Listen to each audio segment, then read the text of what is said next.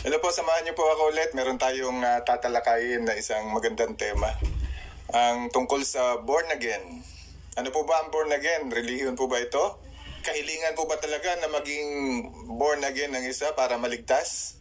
Well, marami po ang naniniwala na kailangan na maging born again nga ang isa para sa kanyang walang hanggang kaligtasan. Pero pansinin po, ang sinabi mismo ni Jesus tungkol sa layunin kung bakit mayroong born again. Basahin po natin ang Juan 3:3. Ito po ang sabi, malibang ipanganak muli o maging born again ng isa, hindi niya makikita ang kaharian ng Diyos. Yun po ang sabi. Kaya kailangan muna maging born again ng isa para makapasok daw sa kaharian ng Diyos.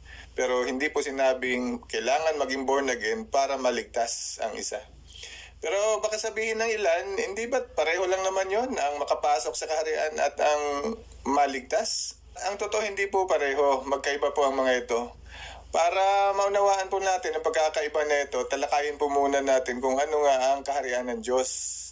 Ang kaharian ng Diyos ay isang uri ng gobyerno. Kaya ang kaharian ng Diyos ay nangangahulugang gobyerno ng Diyos.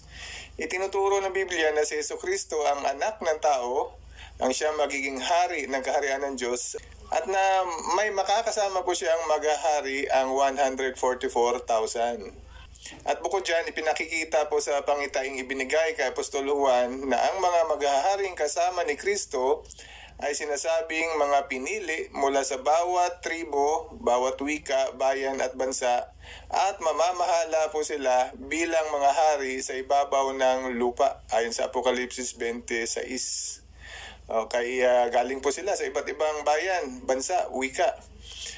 At sinasabi pa na salita ng Diyos na ang maghahari ay bubuo ng isang munting kawan. O bakit munting kawan lang? Ibig sabihin maliit na kawan. Kasi ayon nga sa Lucas 12:32, munting kawan nga lang sila. Pero kung bakit munting kawan lang sila, dahil ang kanilang takdang bilang ayon sa Apokalipsis 14:1 hanggang 3 ay meron lamang 144,000 na mga individual, at sinasabi po sa nasabing teksto, sila po ang mga binili mula sa lupa. Kaya may idea na po tayo, kung binili sila mula sa lupa, wala po silang ibang pupuntahan kundi sa langit po. Makakasama po sila ni Jesus sa kanyang kaharian na maghahari sa ibabaw ng lupa. Kaya saan nga mamamahala ang kaharian ng Diyos?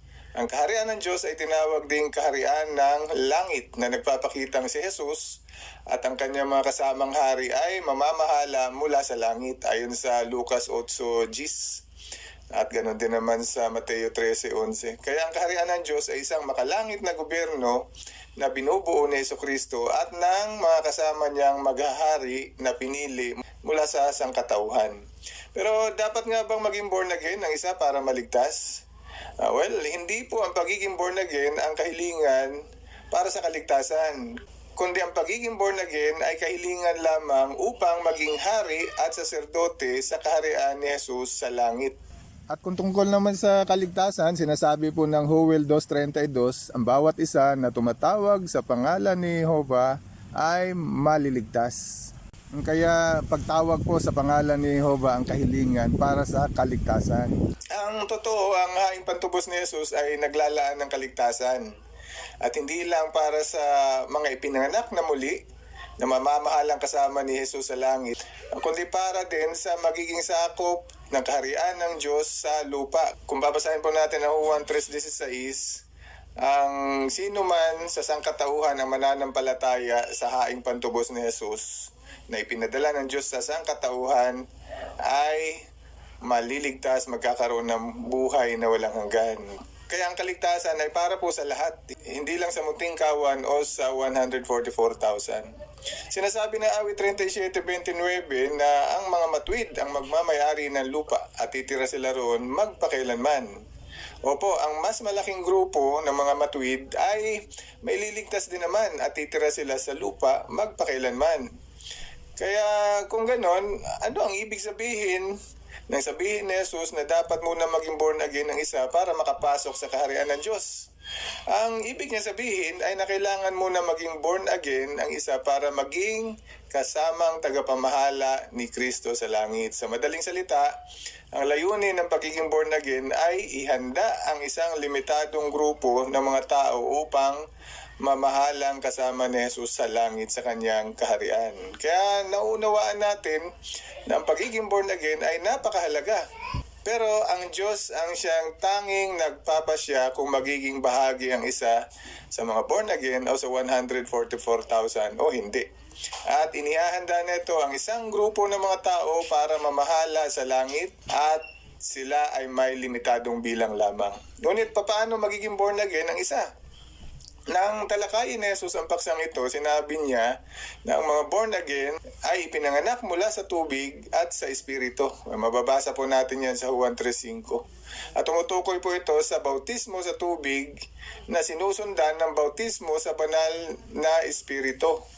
Kaya doble pa ang bautismo nila. Babautismohan sila sa tubig bilang isang lingkod ni Jehovah at pagkatapos ay mabubuhusan po sila ng pagsang-ayon ni Jehovah sa pamamagitan ng banal na espiritu. Gawa 1:5, Gawa 2:1 hanggang 4. Kaya ang layunin po ng pagiging born again ay upang ihanda ang isang limitadong grupo ng mga tao upang mamahala sa langit.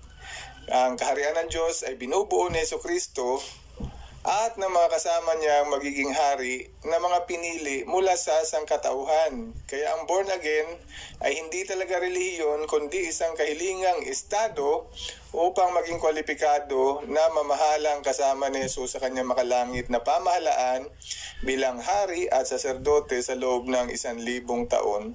Subalit hindi po voluntaryo, hindi ko mo gugustuhin mong pumunta ng langit ay kwalipikado ka na, kundi ang Diyos mismo ang siyang magtatalaga upang maging bahagi nito sa pamamagitan ng pagpili ng banal na espiritu mismo.